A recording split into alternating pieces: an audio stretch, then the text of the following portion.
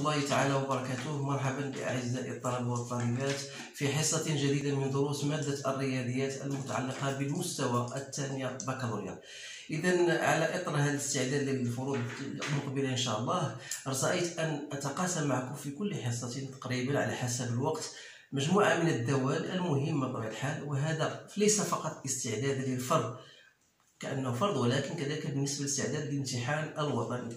لهذا شاركونا في هذه الدراسة بطبيعة الحال بالتركيز والاهتمام. إذا كانت هناك شي تعليقات بطبيعة الحال على الرأس والعين. إذا غادي نحاول نتكلم غالبا باللغة الفرنسية، لأن هذه التمارين فهي موجهة بالأخص للمستوى الثانية بكالوريا بيوف، وهذا لا يعني أن المستوى الثاني بكالوريا بالنسبة للعادي هم كذلك حتى هما غادي يقدروا يستافدوا من هذه مجموعة من التمارين. إذا حتى لا أطيل عليكم نشرع في دراسة هذه الدالة التي تعتمد أو ترتكز على الأساس على جزئين، الجزء الأول والجزء الثاني، وهما مرتبطان بعضهم البعض. لا يمكن أن نمر إلى الجزء الثاني دون أن نمر من الجزء الأول. إذا عندنا واحد الدالة g de x égale x plus 1 plus ln de x. إذا احسب جي بريم ودرس التزايد، بين أن الجي تزايدية إلى آخره. إذا على كل بالنسبة لهذا المجال، أولا الدالة في مجرد ما تتحط لك دالة خص تعرف بأن مجال التعريف بطبيعة الحال راه معروف بأن بالنسبة للان دو اكس فهي 0 بلس لانفيني. إذا pour étudier cette fonction-là, on va d'abord étudier sa dérivabilité, puisque cette fonction-là elle est dérivable puisqu'elle est composée de deux fonctions dérivables. ln est une fonction dérivable, x plus 1 est une fonction dérivable. Donc pour déterminer la fonction g' de x, donc c'est plus simple, c'est la dérivée de x c'est 1, donc plus 1 sur x. Donc vous voyez qu'elle est strictement positive. Donc si vous essayez de dresser le tableau de variation de cette fonction-là, vous allez aboutir à la chose suivante. Donc de 0 à plus l'infini, la fonction elle est strictement croissante. Donc si vous parlez par chercher la limite de f de x lorsqu'on vers plus l'infini, c'est toujours plus l'infini. De 0 plus, donc c'est moins l'infini. Donc qu'est-ce qu'on peut dire dès la première vue de ce tableau de variation? Donc vous avez une fonction croissante de moins l'infini à plus l'infini. Alors là, ça veut dire qu'il va attaquer ou bien il va couper l'axe des abscisses en un certain point qu'on appelle alpha. Donc il existe un certain alpha tel que g de alpha égale à 0. C'est pour cette raison-là qu'il vous demande de montrer que la fonction g de x égale à 0, elle admet une solution unique alpha tel que alpha est inférieur à 1 sur e. Alors là, limite de g de x lorsque tend vers plus l'infini, c'est vers 0, c'est moins l'infini, et f g de alpha égale à 0, ça veut dire dans cet intervalle-là, c'est-à-dire que quel que soit x appartenant à 0 alpha, g de x elle est négative. Mais pour montrer que g de x admet une solution unique, d'abord la fonction g, comment elle est? Elle est continue.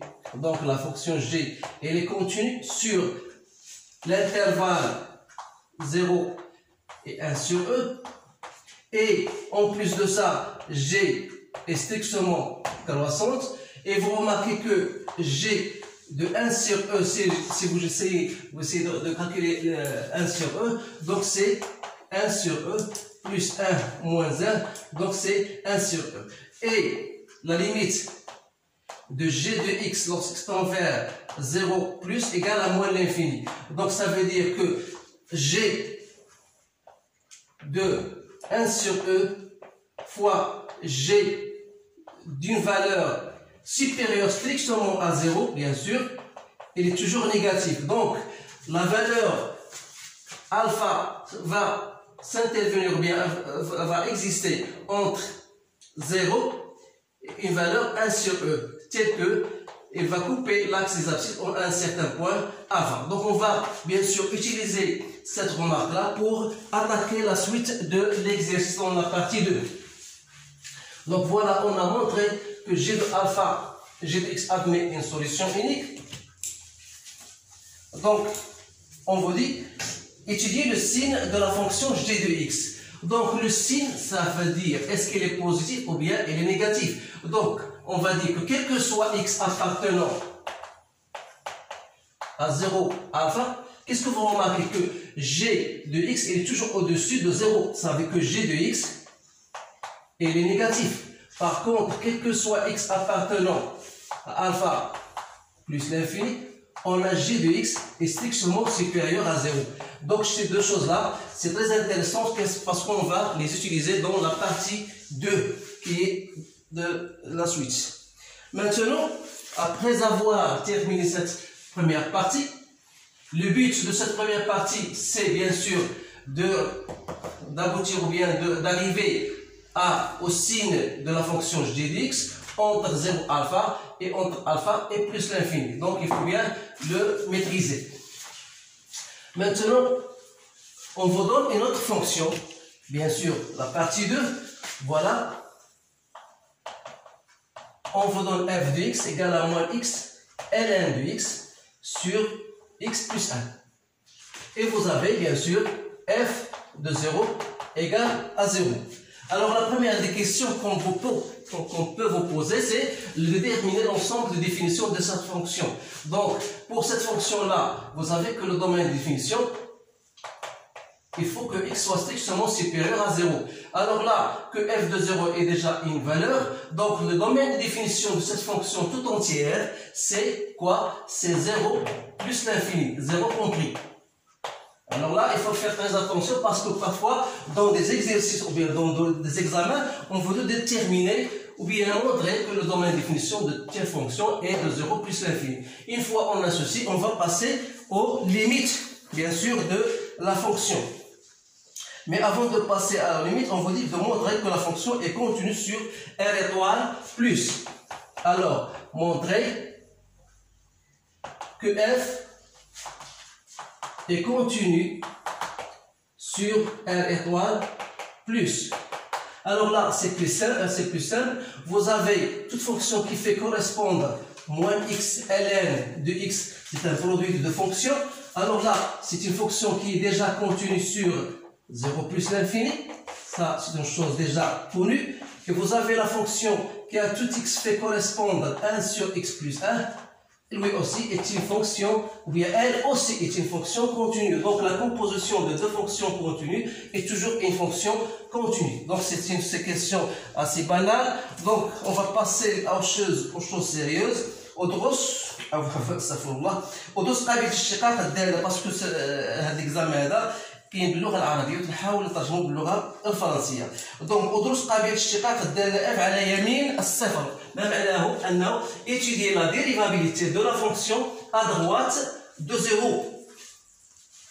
Donc pour étudier la dérivabilité, il faut chercher d'abord f de x moins f de 0 sur x moins 0.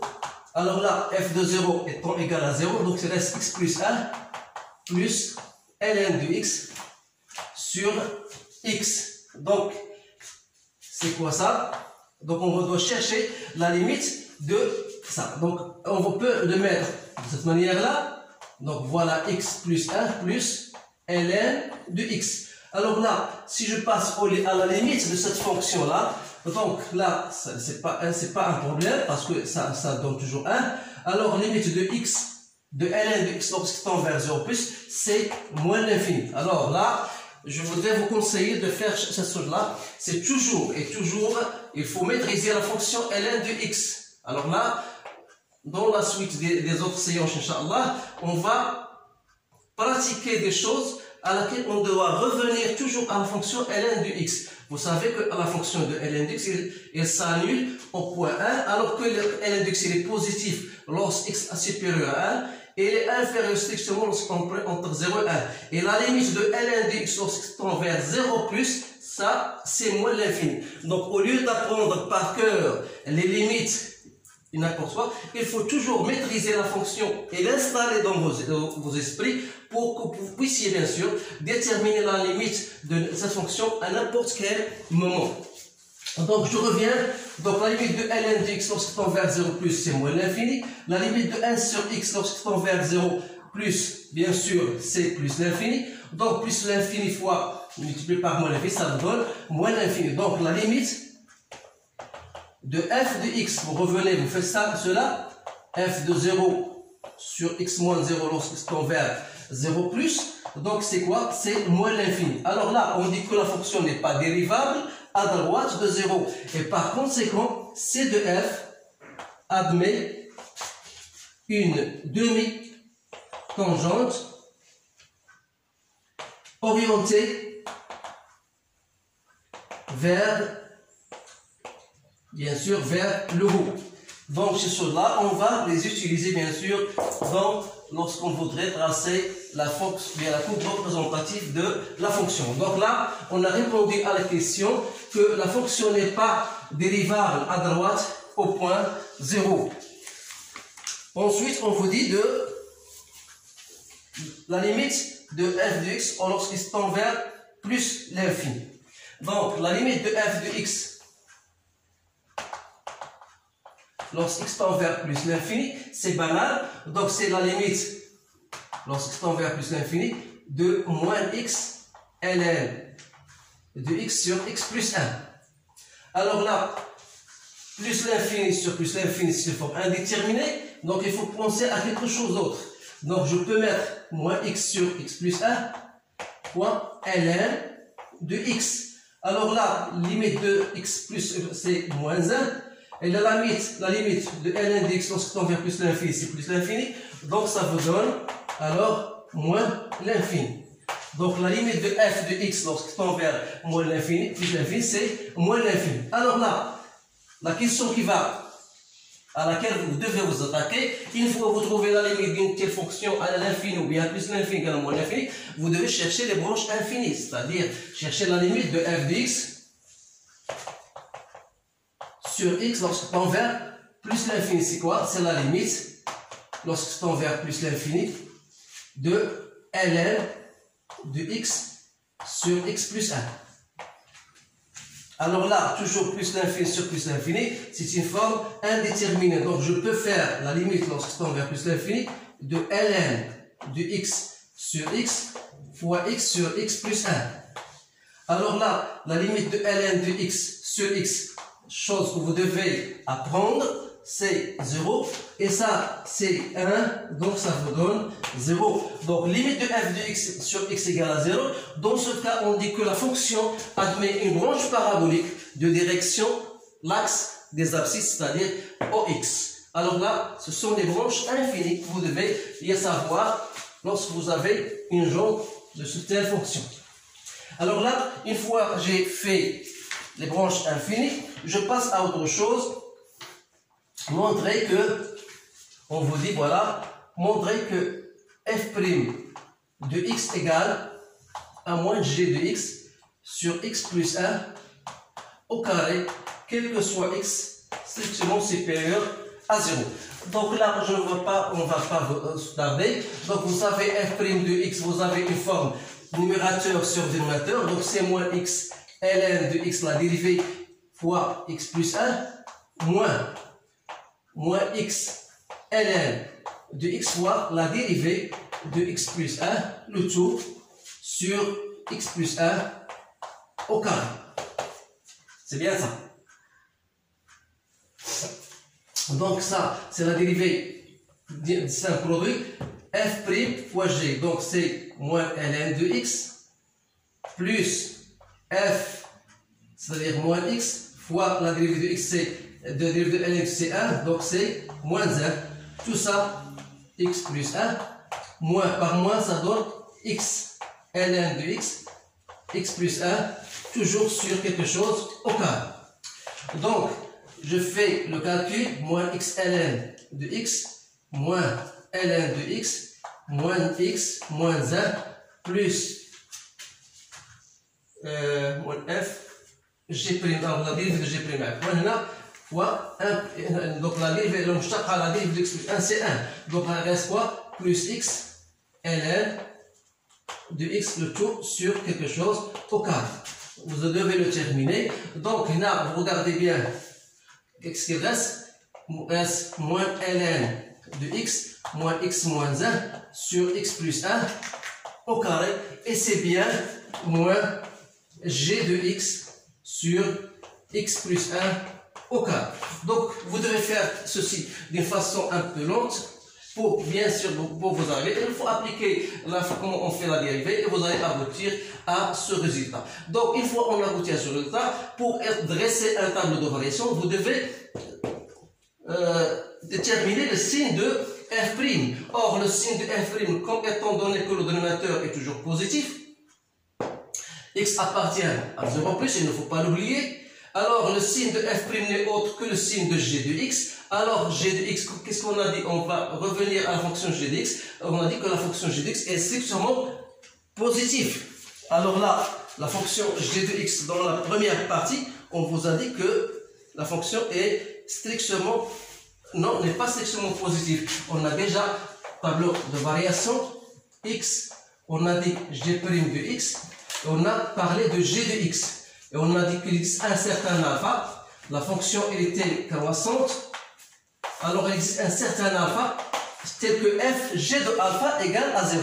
C'est ça l'importance de ce genre de problème. Alors, qu'est-ce qu'on a dit? Alors, lorsqu'x appartient, on a dit que lorsqu'x appartient à 0 alpha, la fonction g de x, comment elle est? Elle est négative. Alors que lorsqu'x appartient à alpha plus l'infini, g de x est positif. Donc, une fois on a ceci devant nos yeux, alors on peut étudier le signe de f' de x. Alors, f' de x, donc quand est-ce qu'il sera positif? Il sera positif dans le cas où g est négatif. C'est-à-dire, lorsque g est négatif avec ce moins-là, devient positif. Donc, g est négatif, c'est-à-dire que x appartient à 0 alpha. Dans ce cas-là, on dit que la fonction est strictement croissante. Mais quand est-ce que f' de x sera négatif? Il sera négatif dans le cas où g de x est positif, c'est-à-dire dans le cas où x appartient à alpha plus l'infini. Et dans ce cas-là, la fonction est strictement décroissante. Donc, c'est bien ça. Donc, voilà, on a étudié. Donc, il nous reste à faire. Donc, on dit que la fonction, elle est croissante 0 alpha, et elle est décroissante dans l'intervalle alpha plus l'infini. Montrer que f de alpha égale à alpha. Donc, on vous dit que montrer que f de alpha égale à alpha. Donc, je note toujours les questions qui sont un peu plus délicates, alors que les questions sont faciles. Je ne note pas, je le parle d'une façon bref. Donc, qu'est-ce qu'on a? On a dit qu'il existe un certain alpha dans l'intervalle appartenant à l'intervalle entre 0 et alpha, appartenant à l'intervalle 0 plus l'infini, et on a dit que g de alpha égale à 0. Alors, dire que g de alpha égale à 0, ça veut dire que alpha, je remplace alpha plus ln de alpha égale à 0. Donc, pour montrer que f de alpha égale à alpha, on a f de alpha, c'est quoi? C'est moins alpha ln de alpha sur alpha plus 1. Alors là, je remplace ln de alpha par sa valeur. D'après ceci, on a ln de alpha, c'est quoi? C'est moins alpha plus 1. Donc, je remplace ici, donc moins ln de alpha, donc moins ln de alpha, c'est alpha plus 1. Donc, alpha plus 1 fois alpha sur alpha plus 1, donc c'est bien alpha. Donc, f de alpha égale à alpha. C'est bien, on a bien montré que f de alpha égale alpha. Donc, qu'est-ce qu'il reste? Il reste de dresser le tableau de variation. Donc, le tableau de variation sera noté comme suit. Voilà. Avant de faire un tableau de variation, il faut toujours mettre en relief, bien sûr, le tableau, le domaine de définition de la fonction qui est égal à 0 plus l'infini. Voilà. f' de x. Et voilà f de x. On a dit que la fonction n'est pas dérivable au point 0. Et on a dit que la fonction entre 0 et alpha, la fonction est pour la valeur 0. Donc parce que g de alpha égale à 0. Et on a dit que cette fonction-là elle est croissante entre 0 et alpha, elle est décroissante ici. Donc, ce sera cette allure-là. F de alpha égale à alpha. Limite de plus l'infini, c'est moins l'infini. F de 0, c'est bien 0. Donc, voilà le tableau de variation de cette fonction. Une fois on a terminé de dresser le tableau de variation, il vous reste alors montrer, si vous voulez, on va dire, de vérifier que x moins f de x égale à x g de x sur x plus 1. Alors, il vous dit vérifier. Voilà, on va voir pourquoi on vous dit cette question-là. Donc, x moins f de x, c'est bien x, moins f de x, c'est quoi? C'est x ln de x sur x plus 1. Donc, c'est x au carré plus x ln de x, le tout sur x plus 1. Donc, c'est x facteur de quoi? De x plus 1 plus ln de x sur x plus 1. Donc, c'est bien x g de x sur x plus 1. Alors là, on vous demande de vérifier ça. Pourquoi? Pour étudier, bien sûr, la position, bien sûr, voilà, étudier la position de C de F et de la droite delta d'équation y égale à x. C'est pour cela qu'on vous donne de vérifier cela. Alors, pour étudier la position de la fonction, il faut soit mettre x moins f de x, qu'on a déjà trouvé égal à x, g de x sur x plus 1. Et comme x est strictement supérieur à 0, alors là, ça est positif, donc c'est tout simplement, ça dépend du signe de g de x. Donc on revient toujours au signe de g de x. Alors lorsque x appartient à 0 alpha, on a dit que g de x, elle est négative. Alors là, si g de x est négatif, ça veut dire que x moins f de x est négatif, c'est-à-dire que x est inférieur à f de x, c'est-à-dire que la droite d'équation égale à x est inférieure à la courbe représentative de la fonction c de f. Et dans le cas contraire, c'est-à-dire si x appartient à alpha plus l'infini, on aura c de f, cette fois-ci, est inférieur à l'équation droite d'équation delta. Ça veut dire que lorsque vous allez représenter la courbe représentative de la fonction f, alors la courbe représentative de la courbe f sera au-dessous ou bien au-dessus de la droite d'équation y égale à x. Voilà la position, ce sont des questions qu'on vous pose toujours dans le jour de l'examen. Après cette question-là, on vous dit, voilà, tracer la fonction, on vous donne prendre alpha 0,28. Alors là, on vous dit de tracer la fonction. Donc là, je vais, voilà x, voilà y, voilà, je vois toujours le tableau de variation. Le tableau de variation, la fonction n'est pas dérivable. F de 0, on a dit égal à 0. C'est bien ça. F de 1. Donc, on a dit que c'est un alpha. Alpha, c'est 0,3 à peu près. Donc, voilà, je dis voilà alpha. Et l'image de alpha, c'est alpha. C'est à peu près pour vous donner une allure, grosso modo. Donc là, vous avez bien sûr une tangente ou bien une demi-tangente horizontale. Voilà. Voilà. Donc, vous avez dit, on a dit que la fonction n'est pas dérivable à droite à 0, donc il admet une demi-tangente qui est vers le haut. Donc voilà, f de 0, c'est 0. Voilà, il faut bien marquer ces choses-là. Ensuite, la fonction, elle va tomber à moins l'infini. Alors là, vous pouvez vous poser question parce qu'on ne va pas dire comment ça va se passer. Donc la fonction elle est décroissante, donc elle va couper l'axe des abscisses. Alors elle va couper l'axe des abscisses en quel point? Donc il faut résoudre l'équation f de x égale à 0. Donc c'est simple parce que f de x égale à 0 ou bien x égale à 0 c'est déjà fait, ou bien ln de x égale à 0, ça veut dire que x égale à 1. Donc voilà, la fonction elle va sûrement passer par ce point-là. Et on a dit voilà, pour x égale à 1, voilà, on va pour x égale à 1, voilà l'équation la droite d'équation delta y égale à x. Et on a dit pour x appartenant à 0 entre 0 et alpha, la courbe se trouve au-dessous. C'est-à-dire on va la remettre de cette manière. Voilà. Ensuite, lorsque x dépasse alpha, donc il sera comme ça.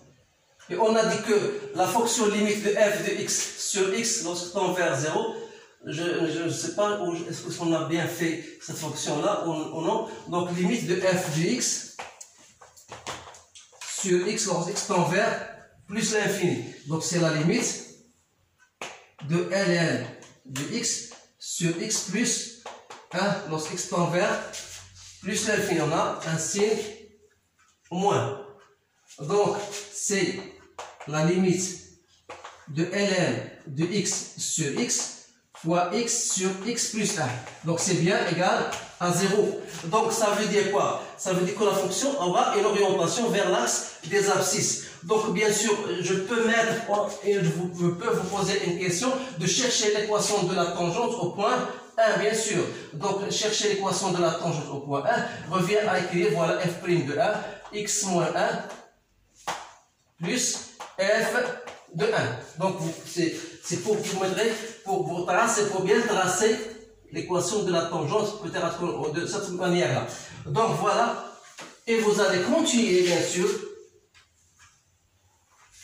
votre fonction. Donc la fonction aura bien sûr cette allure. Vous pouvez chercher des points de Ottawa et 4 et vous pouvez chercher leur image et tracer plus ou moins, plus mieux que ce que j'ai fait.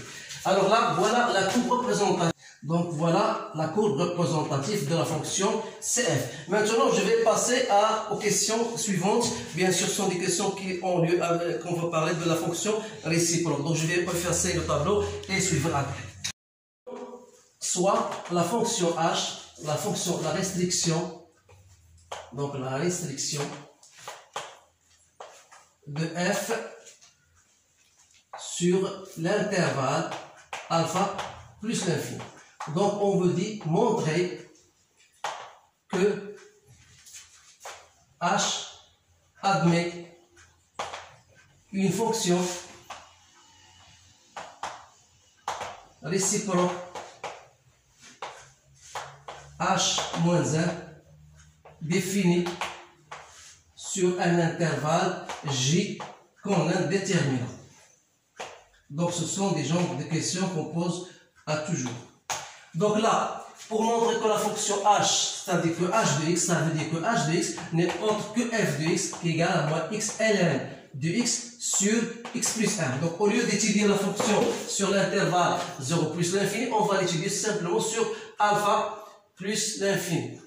Alors là, la fonction elle est continue bien sûr sur alpha plus l'infini. Donc voilà alpha, donc de alpha plus l'infini, comment il est? Elle est décroissante. Donc une fonction, donc on va dire que h elle est continue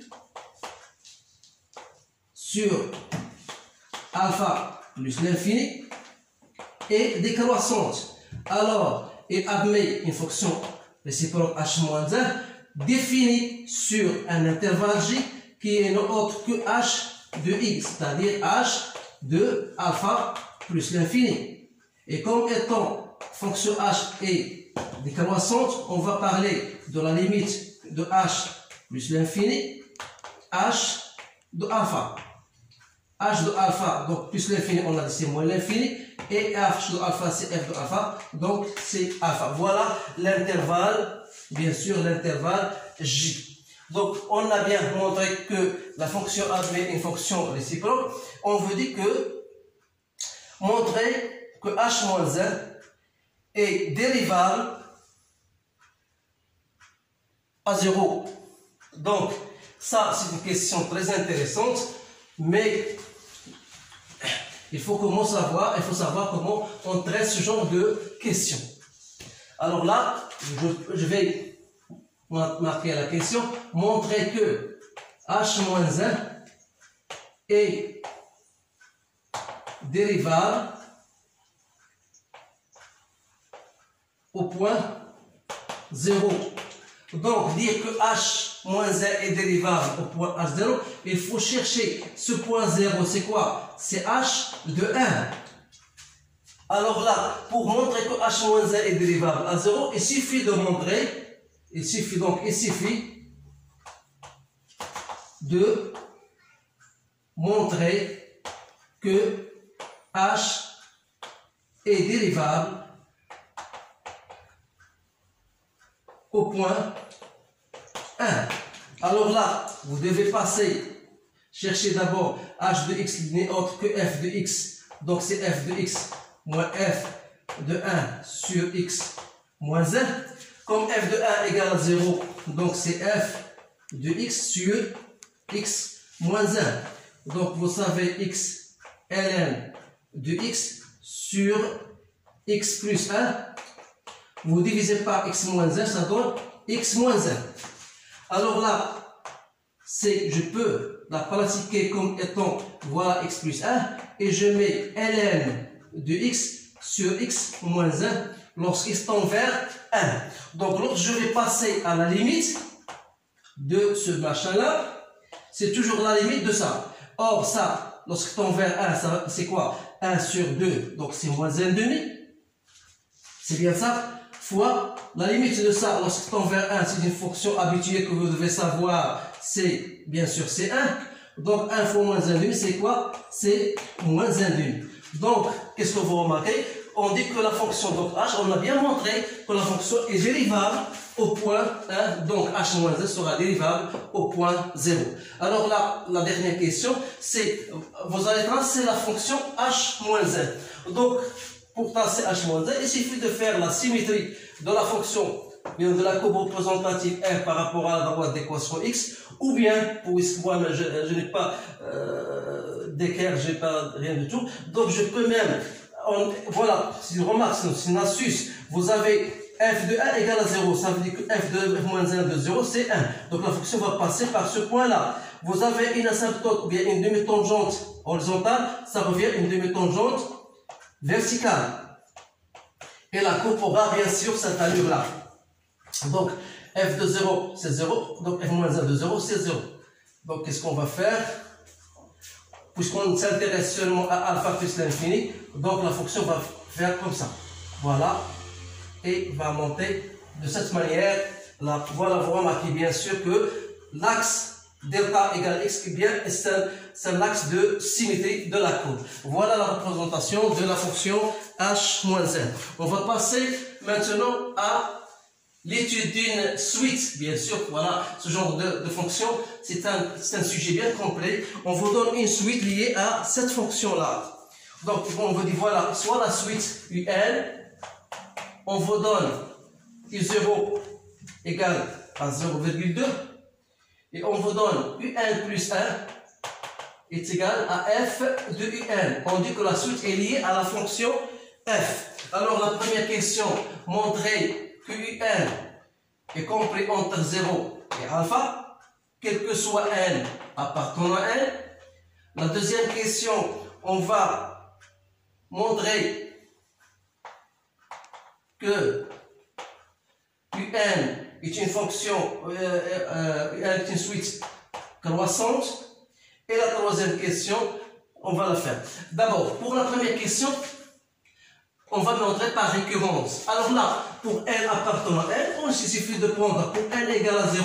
On a I0, c'est quoi? C'est 0,2. Et 0,2 est inférieur à alpha, parce que alpha est déjà pris comme étant 0,28. Donc, eh bien, donc 0 est inférieur à alpha. Donc, on va supposer, bien sûr, que un est inférieur à alpha. Et il faut montrer que U1 plus 1 est lui aussi inférieur à alpha. Alors là, U1, c'est comme U1 comme étant un X. Donc U1 compris entre 0 et alpha.